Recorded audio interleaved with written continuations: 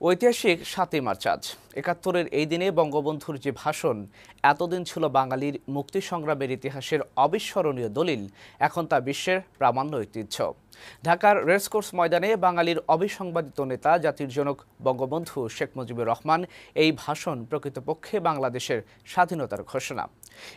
ইতিহাসবিদরা বলছেন, বঙ্গবন্ধুর এই ভাষণ একই সঙ্গে রাজনৈতিক ও অর্থনৈতিক মুক্তির দিক নির্দেশনা। আর জানাচ্ছেন পার্থ রহমান।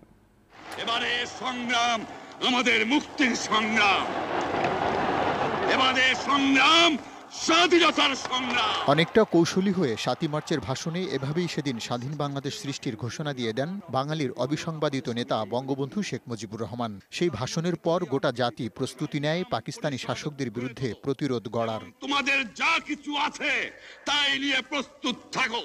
এই ভাষণের আগেও পরে বঙ্গবন্ধু হয়ে উঠেছিলেন গোটা পূর্ব পাকিস্তানের একমাত্র নিয়ন্ত্রক। রক্ত যখন দিয়েছি, রক্ত আরো দেব, এই দেশের মানুষকে মুক্ত করে ছাড়বো ইনশাআল্লাহ। ৭ই মার্চের সেই ভাষণে নিহিত ছিল স্বাধীন বাংলাদেশের রূপরেখার পূর্ণ প্রতিচ্ছবি। স্বাধীনতার মন্ত্রে জাতিকে উজ্জীবিত করা বঙ্গবন্ধুর ৭ই মার্চের ভাষণ এখন বিশ্বপ্রামাণ্য ঐতিহ্যের দলিল।